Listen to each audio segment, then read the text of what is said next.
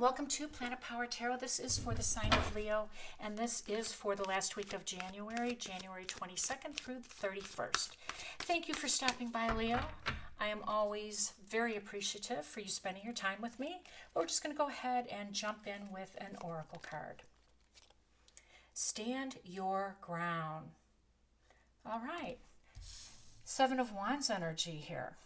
Stand your ground, Leo. And you don't have a problem doing that. You are bold, you are brave, and you are the lion. So let's see what areas they are talking about with this prepared tarot. Six of Pentacles. Four of Wands. And the Six of Cups.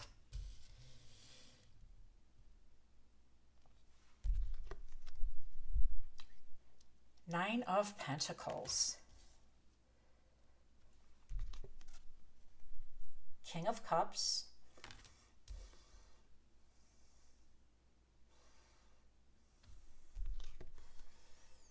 And the Wheel. Now the Wheel of Fortune is a major arcana card, and that is Jupiter's power coming in.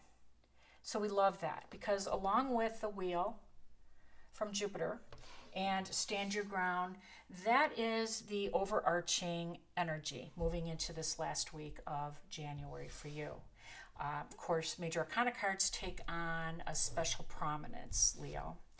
Now we know that the Six of Cups is a feeling of nostalgia, of sentimentality. So some of you have been around the family, of course, because we're just getting off of a lot of holidays here in North America if you celebrate them, and we're usually around our family and friends a little bit more during this time of year. And of course, just with the new year, setting some plans and putting some things in place when things are ready. We have this period where we look at, how we can move forward, not just with ourselves, but what that means for our family, right?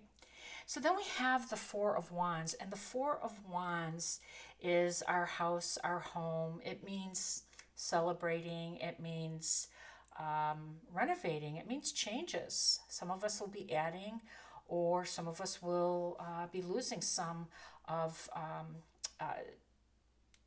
our family members. Some of the older kids are moving, starting a new job, that type of thing, right? Going to college. And so there's changes. There's changes here in the home front. And I think that is why the Six of Cups kind of appeared. There's some energy of this sentimentality and a feeling of nostalgic. It's all good. We all need to move and to grow and to evolve. So these changes are not negative changes, but they're just kind of creating this this emotion of sentimentality. Okay, I'm repeating myself, so let's move on. Sorry. Six of Pentacles. So the Six of Pentacles is really about balance. Of course, it does represent karmic justice. And it does represent charitable energy, right? Being in a position to give. Certainly being in a position to receive. When we are in a position to give back, it helps balance things out within ourselves, within our community, within the world, right? So I like that card a lot. Now, the Wheel of Fortune talks about your destiny and moving in that direction. And it's hard to move in that direction and to make progress when we've kind of been stuck. And as we all have been kind of in a wait-and-see mode, and some of us have been stuck more than others, I think that this is a period where you're going to start to see some movement. And when you start to see some movement and some things shaking loose, because by the end of this month, all of the planets will be moving forward, and this hasn't happened in a while, we will be able to make some progress. Not leaps and bounds, because it takes a while for all of these planets that were retrograde, including Mercury, to make up that pace. It takes a while to get going and to gain some momentum, right? But the universe is saying stand your ground, not to give up on your plans, not to give up on your dreams, but to stand your ground. Now, for some of you, I think this is going to be happening in your relationships. Again, nostalgia here. Because January 21st, we do have a new moon in Aquarius. And when that happens, Leo, it's shining a big bright light on your house of relationships and partnerships. And so this nostalgic, sentimental, feeling, it's kind of keeping you attached a little bit, right? In a spot, energetically I'm speaking, right? And emotionally for sure. And some of you aren't quite convinced yet that this is the path forward for you. So if you're not, stand your ground. The Wheel of Fortune underneath the Six of Cups is saying there is some fated direction for you. But you need to work this out before it starts to move in the direction of your fate. It works with your energy.